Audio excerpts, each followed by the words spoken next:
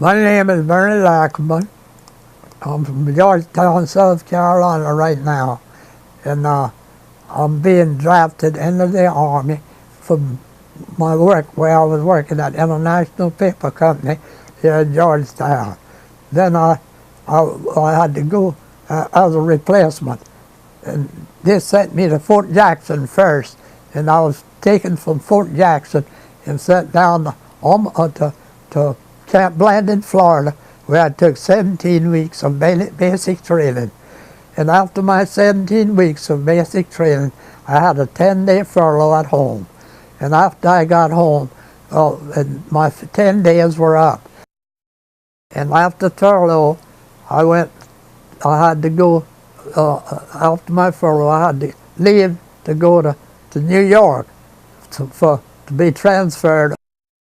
I caught the train and went to Hamlet, North Carolina. And when I left Hamlet, North Carolina, I went to Washington. And from there was several of us together. And when I got there, I was transferred in to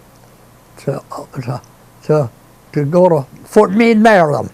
And we went to Fort Meade, Maryland and stayed there for several days. And I got a promotion of sergeant at Fort Meade, Maryland. And we stayed there, like I said, for several days. And from there, we were shipped on to New York by a train. And after staying in New York for a couple of days, they had to make up a convoy of ships at New York Harbor to go, because all their equipment and stuff was put on ships, on a ship. And there was other ships that went along with us. We landed at Glasgow, Scotland. That's it. And after leaving Glasgow, Scotland by train, we were taken to England, to a port facing English Channel. And then from there we was put on ships and taken across, which to Omaha Beach. And after Omaha Beach in France, that's where we were given all our information and all what we were supposed to do. And I was issued my equipment and all, rifles, companies and all, and what we needed to have. And I took, and also was put in the 9th Division, and the regiment was 47th Infantry Regiment F Company. And then after F Company and being replaced and everything, several of us was taken to where we were supposed to go to join up with the rest of the people, the men that was fighting, army that was fighting up ahead of us. And after we were there, then we moved on out and kept right on going till we got to Germany, the Rhine River, and when we got to the Rhine River, we met a lot of resistance on that firepower from rifles and all, and bombs and all. But when we got to the Rhine River, we crossed it at Eschweiler, Germany, on the Rhine River. It's near Cologne, and both of them is on the Rhine River. And after we crossed it on the bridge, they blew the bridge out, and it just happened not to go off when we wanted. And after we got over there, we had to dig in, and we dug in, two of us together, and the boy that I was with was from over here somewhere in South Carolina. Anyway, we dug in and stayed there for a week, and they had to put up pontoon bridges, which the engineers did in a week or so. And after that, then we were pulled back, and Patton's firepower took over from us, and that's as far as we went. And after we came back, we had to, we were cleaning up behind where we were moving out some of the boys that were left back there, Germans that was hiding out back there, and houses and all, and we were taking care of the old people, trying to get them straightened out in their homes. They were still left in their homes, and so I was walking along by near the tank. I was about 10 feet from the tank when I was hit with shrapnel, and one of the shells from a bazooka that fired on one of the tanks, I think that's what it was, that got me, and that was where I ended up there on the fighting of it. And that was the last that I fought. And this happily happened that one of the one of the cart, jeeps that was picking the wounded up happened to see me, and put me on and took me back to where I was treated at CP in a house further back that took care of the ones that was wounded. The tank that they shot they didn't bother, it didn't hurt the tank that was shot because they hit it in the back of it, and they're very thick armor in the back of those tanks, and that was where I ended up. Then I was taken to hospital in France, and they put a body tourniquet on me, and so they moved. I finally got me stopped bleeding, and they took me from there, flew me from there to England in 2 days. They had me in England, and from England I was taken, after I stayed in England about 3 or 4 days, I was taken down to the dock, and they put me on a hospital ship and sent me over to the States. It took us about 7 days to come over, and from there, after I got to South Carolina, we landed at, I've forgotten the place, North Carolina, out of Port, North Carolina is where we landed, and I was flown to Battle General Hospital in Rome, Georgia, and that's where I had the operations and all at Battle General Hospital in Rome, Georgia, and I ended up there for 2 months, and so that was the last of it. Then after the 2 months was up, I was sent back to North Carolina to a hospital there in North Carolina, where they released me. They gave me my discharge from the Army in North Carolina when I was up there.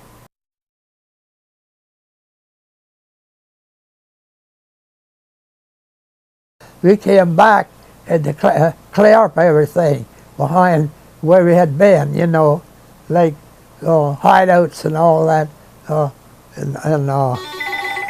so we were brought back from there, and that was all for me, after I was wounded. But that's why I was wounded, because we came back, and they always kept one of the tanks with us, and to help us out, because they had more firepower and all, you see, and they could move that turret around and shoot it in the direction.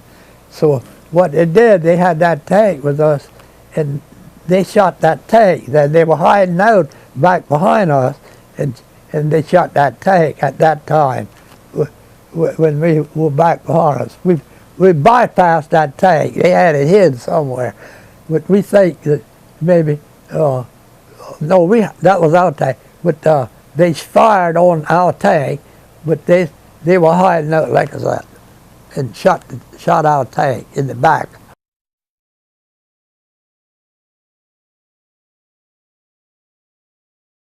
We had to fight. I mean, we had our rifles with us, and when there was anything, we saw what we would go get any problems, we fired at it.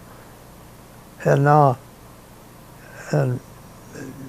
we had help too, you know, from the tank and all, and we could. They was with us, and we were all together, scattered out like, you know, we wasn't right close together. We were scattered out in every direction. But anything that came up, we had to fight for it. Had to protect ourselves. I'll put it that way. We had the protection, and in other words, they told you when you got your rifle, that's your baby. You got to have it to protect you with, and also we were given hand grenades too. We had hand grenades with us, and we'd throw a hand grenade if we saw something that didn't look right. We'd throw a hand grenade in that direction, or the sound of it. A lot of times you'd hear a sound at night, and you'd throw a hand grenade in that direction, whatever it was. And that's about as clear as I know the answer on that. But we had to protect ourselves. That was one thing that we had to do. If we had to get down and crawl on the ground, the officers would tell us, "Get down, boys, get down."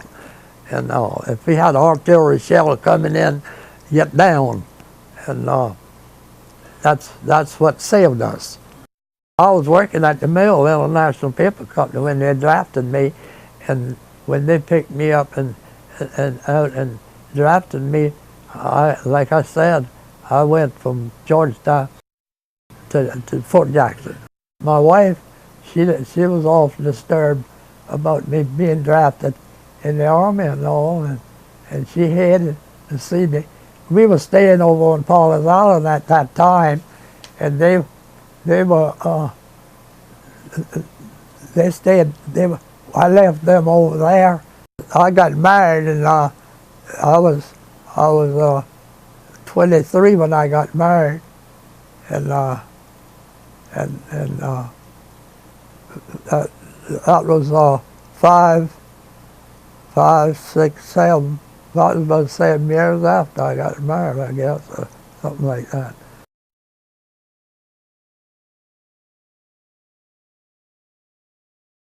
We were up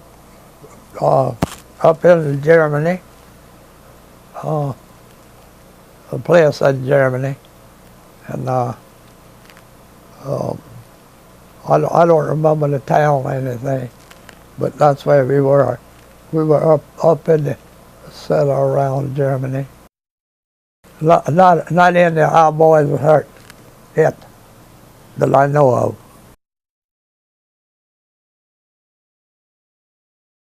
We were moving out. When we started moving out, then they fired on us. They saw us moving out, fixing to move on in, and we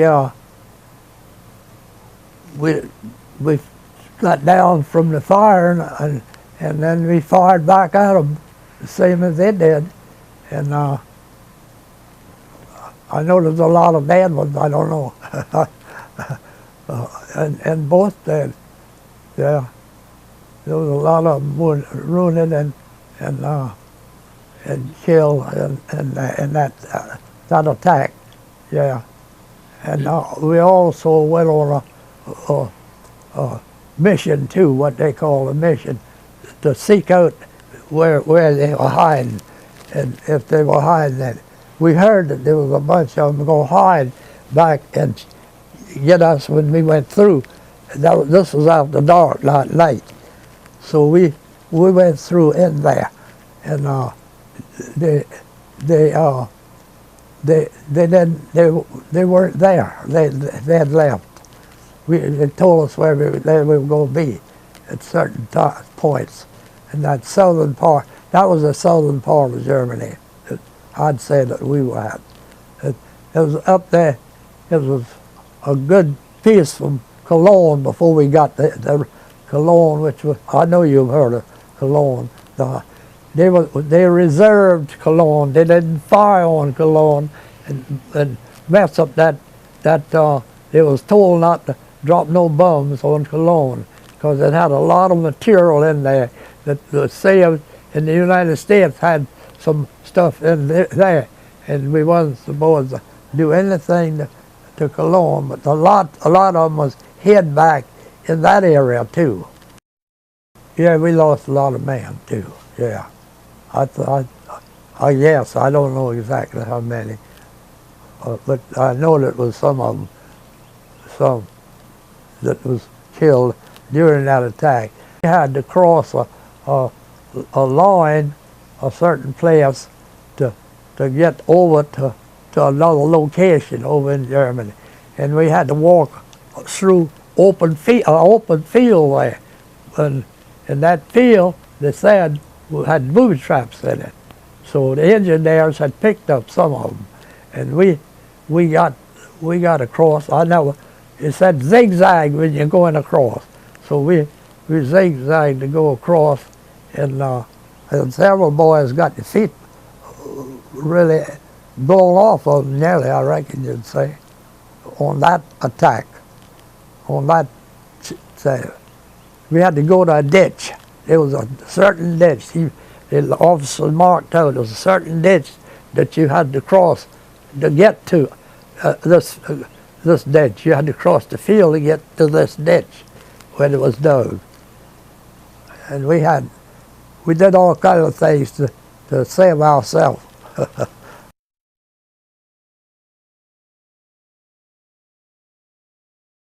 I went back to them and worked about a year, and then the government formed that educational program, and I joined up with that, and I went in as a mechanic.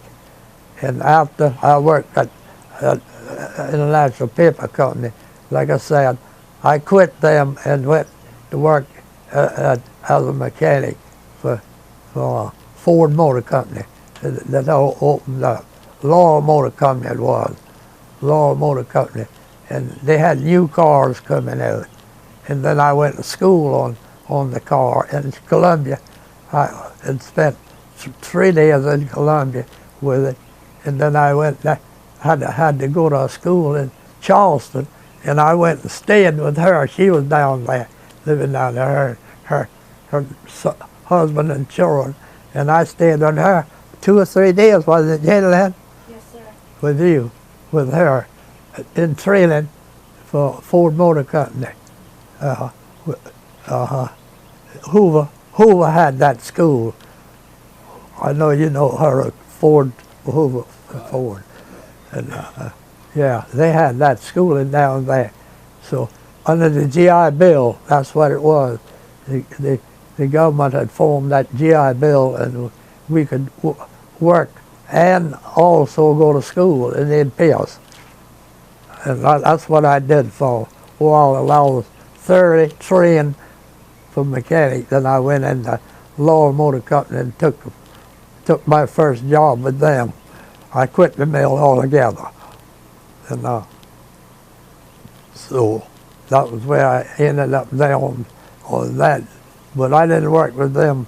I worked with them 5 years when the Ford did. Then Chrysler came out, and I had a good friend in Chrysler. So Chandler Motor Company. Chandler was a good friend of mine, and he asked me to come to work for him. So he said, I want you get whatever training you need. So I had to go back to school on the Chrysler product, and I went to Hoover on that. They had build. Now, I didn't go to Hoover on Ford. I believe I got that mixed up there. I didn't go to Hoover on no Ford, but I went to Ford Motor Company on that. But I went to Hoover on the Chrysler product, and I worked with them till I retired. Chandler Motor Company in Georgetown, and that was the end of that. And I retired at 77. I retired.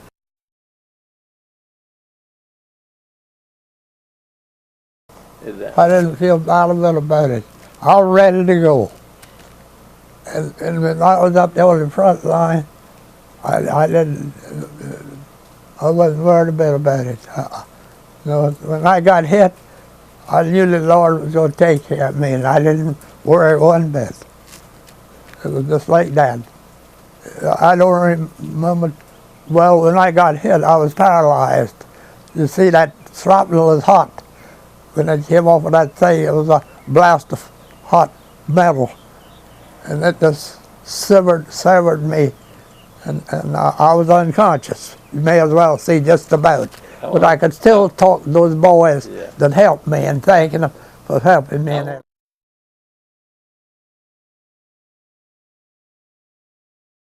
I was on that, yeah. You were that was in Germany. That was between France and Germany. Yeah, Belgium.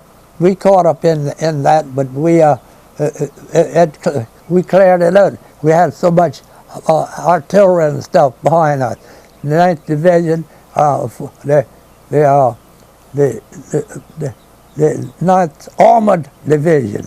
The 9th Armored Division supported us. They had all the firepower in the world they wanted. Yeah, that's why we won the war. We had the firepower. That's how we won it. Because the United States didn't go in there lacking a thing in the world. They turned loose everything they had. Every cannon they had, they used it when we was crossing through that line. And the Germans knew it, and they killed a bountiful bunch of them too. They sure did.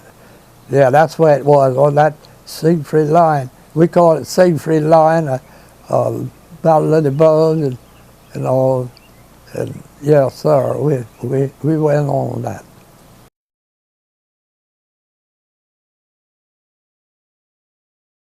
It was sometime in 45, I'd say. It must have been around somewhere around 45, because we had already crossed the bridge, and the German officers that was supposed to blow the bridge should have had it out, they said, before we got there. And they shot him, I understand, for not knocking the bridge out. That's what I heard one time after it was all over with. But our engineers put that pontoon bridge up there in less than 2 weeks. We were put together in pairs to work together. Yeah, and I didn't tell who the boy was, but he was from Texas. I was in the CC camp 4 years, and we had a little bit of CC camp training and that. You know, that was a government project. And I know you remember the CC is Civilian Guns. Roosevelt organized that to help the young boys out. And I had training in that somewhat. We had to get up at a certain time. We had bed check at night, and we had to get up in the morning, and we had exercise before we went to breakfast. And we had to make your bed up perfect. If you didn't, you'd pay a penalty for it, and and things like that.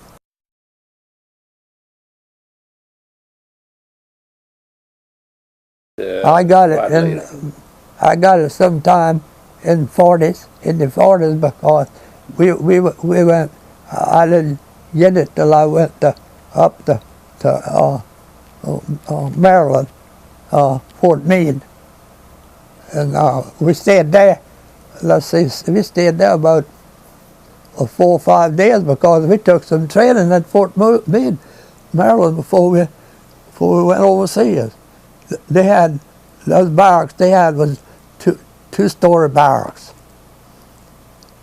Yeah, we stayed there for like I say, about 2 weeks. Yeah, about a week, just a week, before we were shipped out to New York.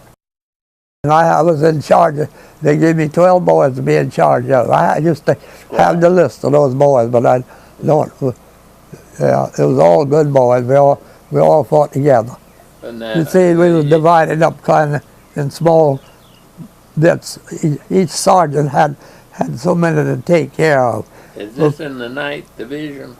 This is 9th, that's right.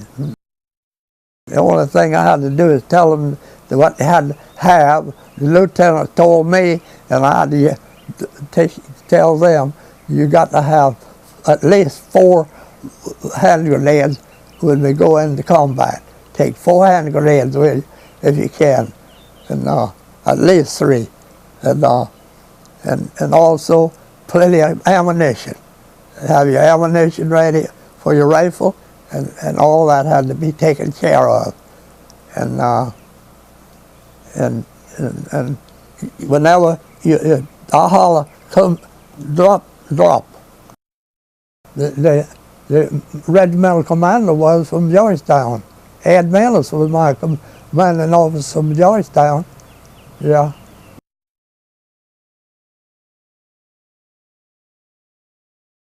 I couldn't think about it. Okay. I really couldn't. Yeah. I really couldn't think about it. Yeah. I had to take that off my mind. I knew where I was and what I was doing, and that was it. Tell me that. The only thing I was doing was trying to protect my life. I was in combat a month. About a month, yeah. At a time. You know, they'd pull us back every once in a while, give us a rest. Yeah. Give us a break. Let somebody else. And, yeah. Christmas, you know, I think Christmas came in there somewhere, yeah, in that time. And we would pull back and give food to eat, and then we would sit right on back up there, taken back up there.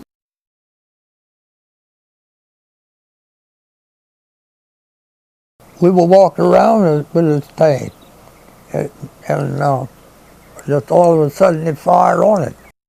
It was about 30 minutes that I lay there on the ground, I'd say. Just luckily, the medics was right near where we were.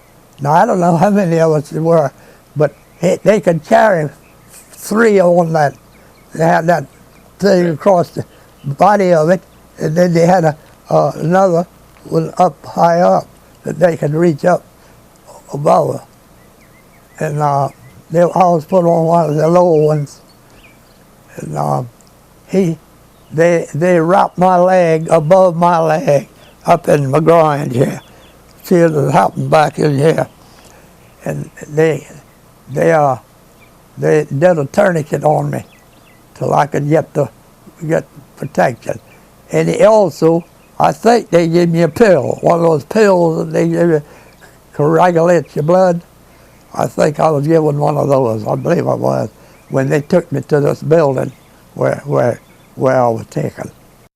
But I wasn't hurting too much. I put it that way after it was all over with. I wasn't hurting too much. After they got me from CP command post and got me into the hospital and all, well, they told me that they were going to move me, and which I didn't appreciate a bit because I was hurting so bad at that time. And when they'd moved me, long as they didn't move me, I was all right. But I had to see those doctors come around. So I had to get on. They put me on a stretcher and took me to the plane from where I was at a hospital and put me on a plane and several others. I don't know how many there were. And we were flown to England, all of us. There must have been about 10 or 12 of us, I reckon. Not that there was other boys wounded too, from other firepower from some other area, and they were in on that too. See, the 9th Division, I was with the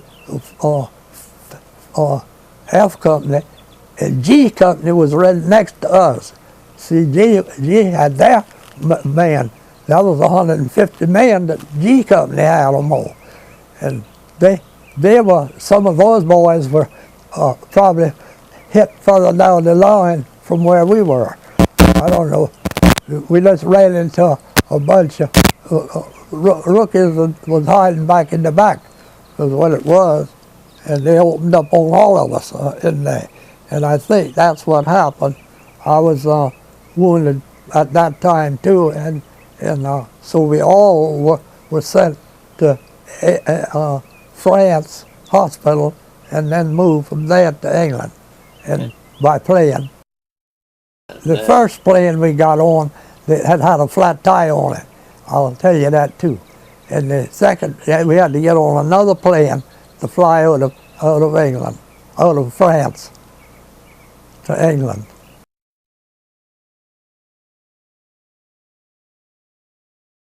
Well, I was sedated so heavily till I don't remember what all went on actually on the ship. You don't remember whether the nurses were good looking or not? No, but they were good. See, we had American girls over there for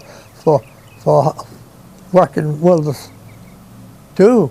It was in those hospitals over there with nurses, and they took care of us.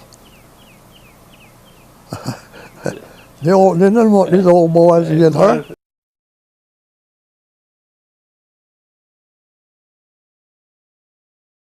Sure. People don't recognize us. And I do have recognition for a lot of people. Some don't care nothing about it. This is one of those things that happened. Well, I was wounded twice. I was wounded in the hand too. I didn't say nothing about that. But I was wounded with shrapnel from a hand grenade in this hand here. And I was sent back for that one time for 2 days. And I bled so. And I didn't go in the hospital. I went to the CP command post, and they kept me there. And I stayed there for 2 days to get my hand kind of halfway straightened out. And I said, I want to go back to my outfit. The second day I said, I don't want to stay here any longer. I want to go back to my outfit. So they sent me back to my outfit, took me back in a Jeep to my outfit. They were fighting a little bit, but they weren't so heavily being having so much shooting and artillery war stuff. I'll tell you, Hitler wanted to get into our supplies of gas. They were running out of gas, and he wanted to get into, that's what I understand.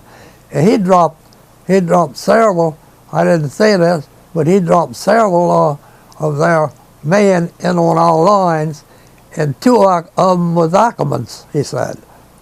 I said, what'd you do with them? He said, I put them in the pen with the rest of them.